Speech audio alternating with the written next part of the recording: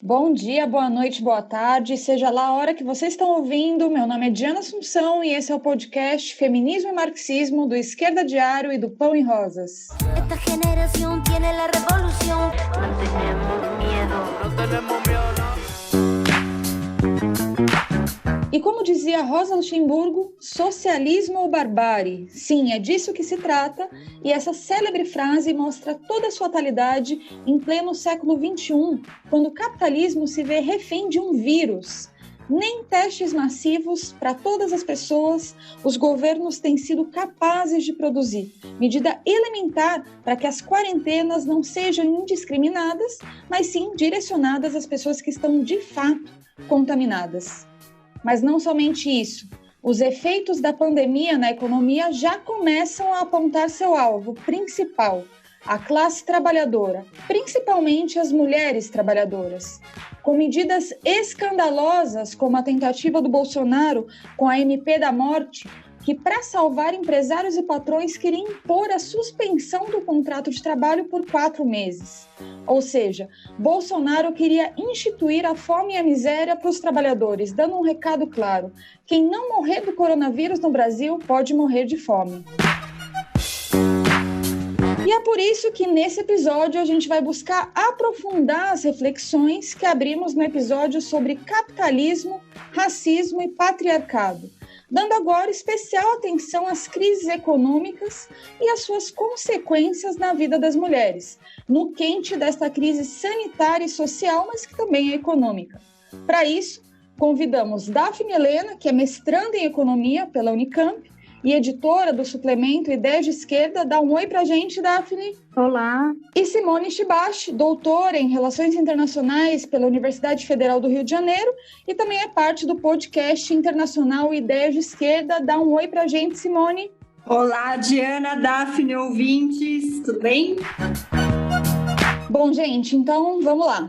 Como a gente disse anteriormente, o capitalismo é um sistema que é baseado na exploração da força de trabalho da maioria da população, né, que é a classe trabalhadora. Mas esse esquema não somente não está isento de inúmeras contradições, como ele teve que se aprimorar. Por isso a gente pode dizer que o capitalismo mundial ele teve uma importante transformação no final do século XIX, com o crescimento dos monopólios, a exportação de capitais e também uma ofensiva dos países ricos para controlar as colônias e os mercados mundiais, buscando dividir o mundo. Essa transformação ela começa a introduzir o capitalismo na sua fase imperialista, que foi definida por Lenin, né, que é o importante revolucionário russo, como uma fase de crises, guerras e revoluções, ou seja, uma fase onde as contradições do capitalismo vão se expressar de forma mais aguda, seja nas disputas interimperialistas, como as guerras, seja nos colapsos de um sistema econômico irracional, as crises, seja no levante da classe, que seria o próprio coveiro do capitalismo, né, as revoluções.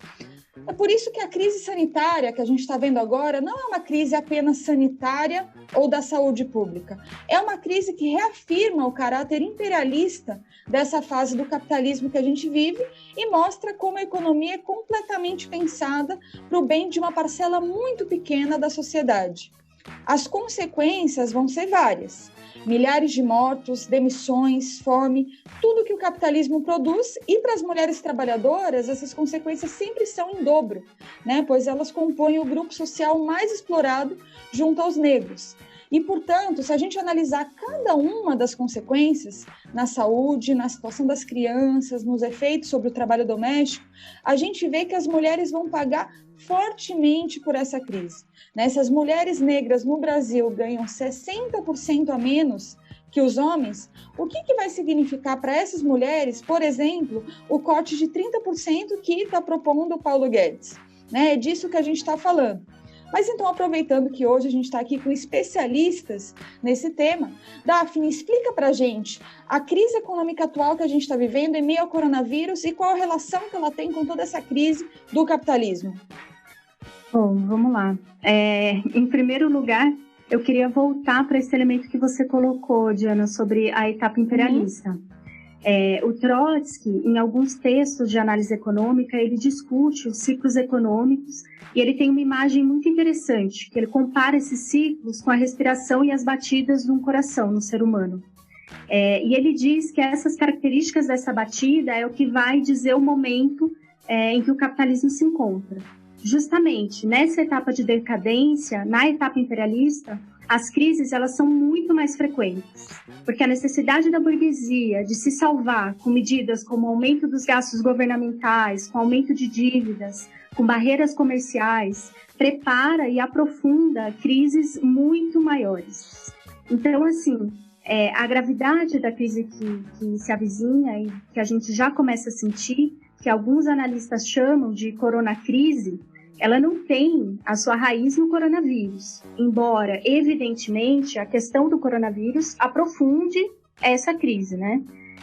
A economia internacional, ela já vinha estruturalmente débil, com fraco crescimento de investimentos, da produtividade, do comércio mundial, ao mesmo tempo que as saídas que a burguesia encontrou para a crise de 2008, ou seja, a estatização das dívidas dos bancos, a injeção de trilhões de dólares no sistema financeiro, a redução das taxas de juros para estimular os investimentos, levou a um nível de endividamento sem precedentes, né? Segundo a FMI, o endividamento das empresas e dos estados chegam a 226% do PIB. Chegou, né, em 2018.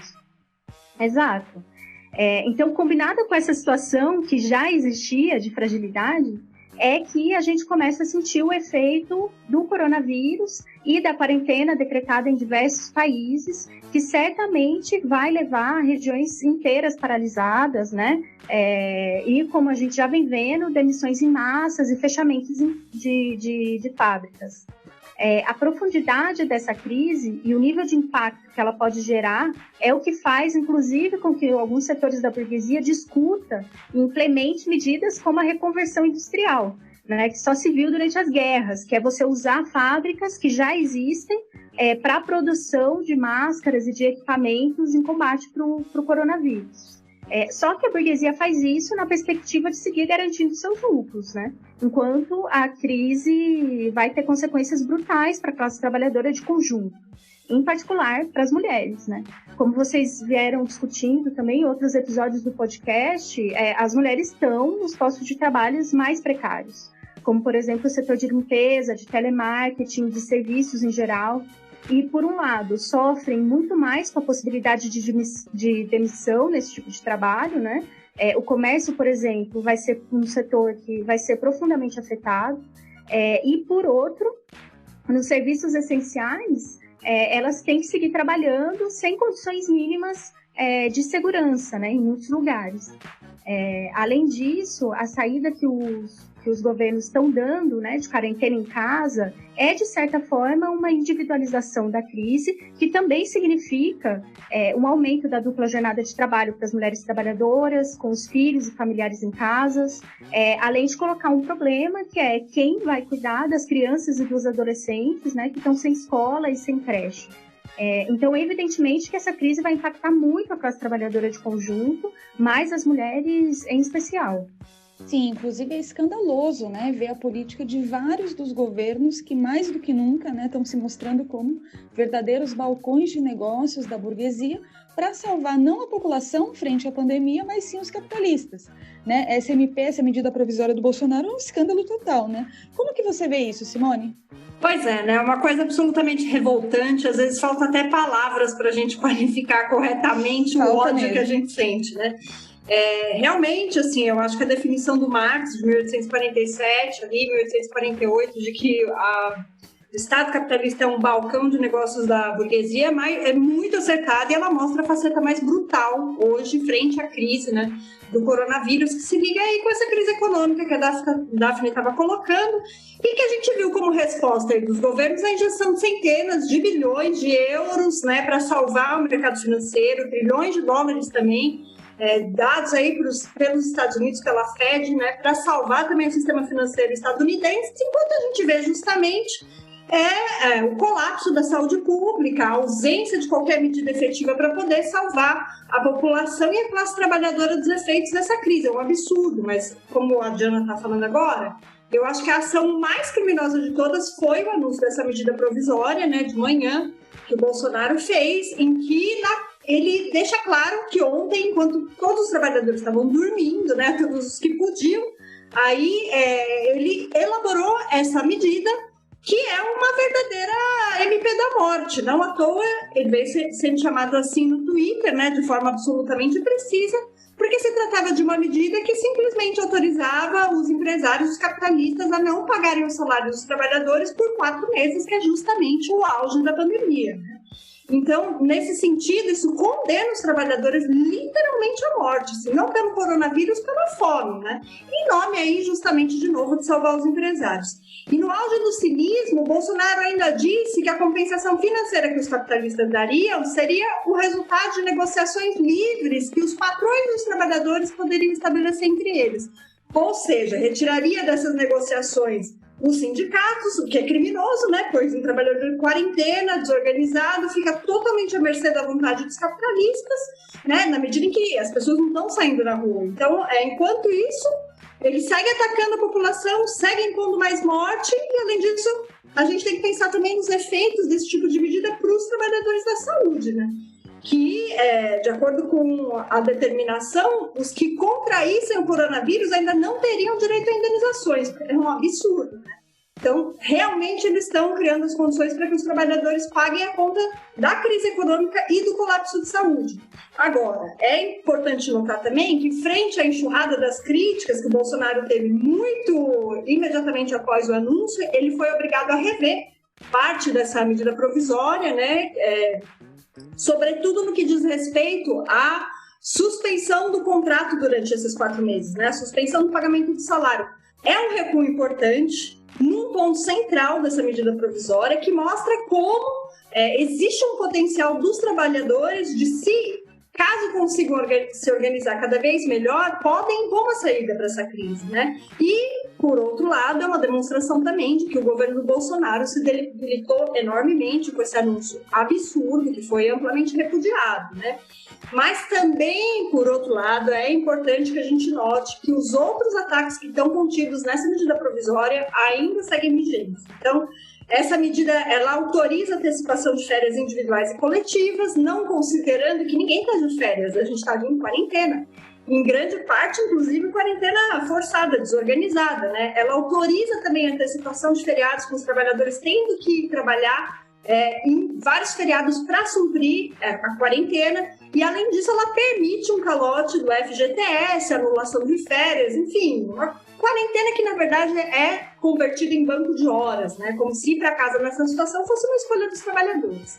Então, nesse sentido, continua vigente a necessidade, né, de lutar pela garantia de todos os empregos, todos os salários, nenhuma demissão, pela contratação dos trabalhadores, empregados, estudantes da área da saúde, pela garantia de renda a todos e principalmente para os desempregados e para os trabalhadores mais pobres, né? É muito importante que a gente tenha em mente nesse momento que, como assinala além do Marx, né, o Trotsky, quando ele elabora o programa de transição em 1938, ele faz uma definição que é muito profunda, que ele fala que as condições objetivas para a Revolução Socialista, né, elas não só foram alcançadas, como elas estão literalmente apodrecendo. E que se existe alguma coisa de produtiva que essa crise escancara, é justamente essa definição do Trotsky, né, que coloca aqui na frente de todo mundo a necessidade imperiosa e urgente dos trabalhadores tomarem a dianteira dessa crise e darem um fim ao capitalismo, né? Essa crise está escancarando completamente a decadência capitalista. E nisso as mulheres têm um papel, evidentemente, muito importante a cumprir, não só as trabalhadoras domésticas, dos setores industriais, com o controle da produção que a gente vai falar mais adiante, mas também um enorme papel das trabalhadoras da saúde, que a gente sabe que, principalmente entre os profissionais de enfermagem, muitas são mulheres negras e vão sofrer muito diretamente, né, o ônus desse tipo de medida. Muito importante essa análise que vocês colocaram, gente, porque para, de fato, a gente entender que não se trata somente de uma crise sanitária, né? E que as consequências elas vão ser realmente enormes. Quando a gente fala, inclusive, que as mulheres trabalhadoras vão sentir muito mais essa situação, a gente está partindo de considerar que, muito diferente do começo do século passado, hoje a classe trabalhadora é cada vez mais feminina e negra, especialmente aqui no Brasil, né? E a gente vê todos esses efeitos que a Daphne e a Simone expressaram, e também vemos agora uma situação na qual parte importante da classe trabalhadora feminina não pode sequer aderir a essa quarentena, né, como a Simone estava comentando, porque são parte dos setores essenciais dos serviços e da produção. E eu acho engraçado também, porque não é que o coronavírus está mostrando de forma bastante virulenta que quem move todo esse mundo, na realidade, são os trabalhadores e as trabalhadoras, né? Quem carrega essa tralha toda, né? Quem carrega essa tralha toda, como já dizia Chico Buarque na canção Linha de Montagem, né? Enfim, é a classe trabalhadora. Quando eu participei, inclusive, eu fiquei pensando muito nisso. Quando eu participei das greves das trabalhadoras terceirizadas da limpeza lá na USP, né, que é o meu local de trabalho, foi bem forte desmascarar a reitoria e o governo e mostrar que o trabalho delas não era uma atividade não essencial, porque na realidade, sem a limpeza, não tinha aula, não tinha pesquisa, não tinha nada, né? Então, hoje, o setor de limpeza, majoritariamente feminino, em meio a essa crise, está sendo agora enxergado, né? Digamos assim, mas enquanto isso, continuam ganhando salários de miséria e situações ultra precárias, né? Nas condições de trabalho. Na área da saúde também tem uma maioria de mulheres que estão em jornadas intermináveis para atender essa situação de crise, já que não tem contratação, né? Então, eu queria que também a Daphne comentasse um pouco mais sobre quais as reivindicações a gente tem que levantar agora para enfrentar essa crise sanitária, né? E a relação mais direta com a economia do país e a chamada dívida pública, que é um tema que a gente tem que trazer com tudo nesse momento. Então, Diana, tem uma série de medidas emergenciais para a gente tratar, né? Como, por exemplo, a questão da realização dos testes massivos, a contratação dos trabalhadores da saúde, que você citou. Mas, ao mesmo tempo, eu acho que é fundamental a gente ver que essa crise realmente ela escancara e questiona a forma como o país organiza o seu orçamento estatal, né? Ou seja, para onde vai a riqueza que as trabalhadoras e os trabalhadores produzem nesse país? Por que nós não temos dinheiro para investimentos em saúde e educação pública? E aí, justamente, como você colocou, a gente precisa debater a dívida pública no Brasil. Todo o orçamento brasileiro do Estado, ele é voltado para garantir, em primeiro lugar, o pagamento da dívida pública, né? As medidas de ajuste fiscal, a emenda do teto de gastos, as metas de superávit primário, têm de fundo essa razão. E quem detém os títulos da dívida pública são, em sua grande maioria, as instituições financeiras e bancárias, né? Isso sem contar que o Brasil tem um mecanismo de comercialização da dívida pública, que são 12 bancos, entre eles brasileiros e estrangeiros, de grandes nomes, como Goldman Sachs, Morgan Stanley, enfim, uma lista de bancos, né, que são chamados de intermediadores, e que eles detêm uma série de privilégios em relação a esses títulos, a comercialização desses títulos, né? Só para dar um exemplo assim, da profundidade dessa questão, o Brasil, diferentemente de outros países, ele possui um sistema único de saúde, que é o SUS, que é fruto da luta da classe trabalhadora, né? E na Constituição de 1988, essa Constituição ela prevê um orçamento específico para a Seguridade Social e para a saúde. No entanto, esse orçamento, desde que a Constituição foi promulgada, ele nunca foi cumprido. Ao contrário, o governo do Fernando Henrique autorizou que 20% dessas verbas do orçamento fossem destinadas para o orçamento geral, que é para o pagamento da dívida pública. A Dilma fez uma proposta de aumentar para 30% e no governo Temer isso foi implementado. Esse é um mecanismo, né, que é o mecanismo de desvinculação de receitas da União, a DRU. Ele retirou em cerca de 15 anos mais de R$1 trilhão, que deveriam ter ido para um fundo de seguridade social e para a saúde, para investimentos e para situações, enfim, como as que a gente está vivendo, né? Depois de tudo isso, depois disso tudo, né, ele ainda foi aprofundado com o teto de gastos, com uma série de outras medidas fiscais que o governo Bolsonaro está propondo. Então, assim, é fundamental que os trabalhadores eles levantem a demanda do não pagamento da dívida pública, né? a auditoria da dívida ou a suspensão do pagamento, que são medidas que algumas pessoas defendem e tal, elas, na verdade, admitem que a gente volte a ter esse tipo de mecanismo que é um saque do país, né? Para a profundidade e para a situação de barbárie que a gente está vivendo, a gente precisa colocar que as nossas riquezas não sejam saqueadas constantemente pelo imperialismo e pelo capital financeiro, né? A gente precisa questionar de fundo isso. Com certeza, eu acho que o fato das mulheres sempre sentirem com mais força o efeito dessa crise também mostra que essa é uma dívida com as mulheres, né? E eu acho que o que a gente precisa debater também, diante de tudo isso, é um plano real e efetivo para enfrentar esse gerenciamento da miséria, né, que querem fazer os capitalistas agora. E, enfim, acho que a Simone podia comentar também um pouco esse debate em torno da questão do controle dos próprios trabalhadores, né? Como seria isso em relação à produção, às exigências que a gente vem fazendo, né, dos governos para lidar com essa pandemia e o papel da classe trabalhadora frente a isso?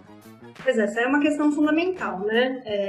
A gente tem visto, assim, desde que essa crise começou, uma certa reversão de um discurso, né, totalmente neoliberal que vinha acontecendo, né? E agora a gente vê setores da própria burguesia dizendo que é preciso um Estado forte, outros que defendem um plano Marshall para lidar com a crise da saúde. Para dar uma referência para os nossos ouvintes, né, o plano Marshall ele foi o conjunto de medidas adotadas pelo imperialismo norte-americano. Ele era parte da doutrina Truman, né, que era o presidente dos Estados Unidos naquele momento, na saída da Segunda Guerra Mundial, e que é, de maneira superficial e numa interpretação bastante interessada, sempre indicado como a via de reconstrução da Europa financiada pelos Estados Unidos. Então, tem um setor de capitalistas que diz que seria necessário um plano Marshall na saúde hoje para poder fazer frente à crise que se abriu, né?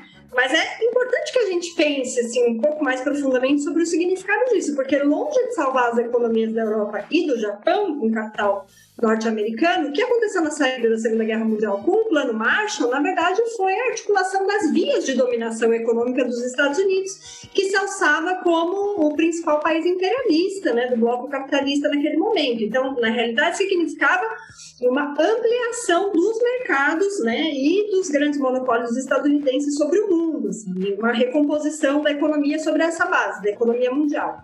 O que a gente vê hoje é esse giro, né, do neoliberalismo total, que é o responsável por essa crise, porque o colapso da saúde foi o resultado dessa política executada há décadas a fio para a defesa da adoção desse tipo de medida de capitalismo de Estado, não visa atender às necessidades dos trabalhadores nessa crise. O objetivo dos capitalistas e dos setores que agora deram esse giro, colocando esse elemento, não é realmente uma preocupação em salvar a vida das pessoas, por mais que possa parecer assim, né? Porque, por exemplo, simplesmente readequar sob o ordenamento capitalista, né, por mais que seja necessário, não garante a distribuição de testes em escala massiva, garante, na realidade, uma produção readequada para a sua venda, né, para a venda desses testes. E aí fica a grande questão, e quem não pode pagar? Como é que vai fazer?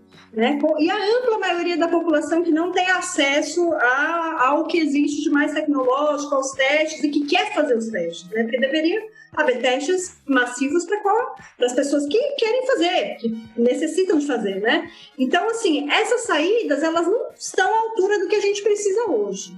Seguramente, o que a gente precisa é avançar, não apenas na reestruturação produtiva, sob a lógica capitalista, né, para fabricar testes, remédios, insumos, respiradores, né, para os hospitais e a partir daí conseguir fazer frente ao colapso da saúde, mas justamente fazer com que os trabalhadores controlem a produção, planifiquem essa produção e sejam um grande sujeito dessa reorganização, que deve tocar o conjunto da sociedade, porque só os trabalhadores, eles têm capacidade de planificar a economia e reestruturar o conjunto dessa produção relacionando-a com as necessidades do povo, e não com o lucro.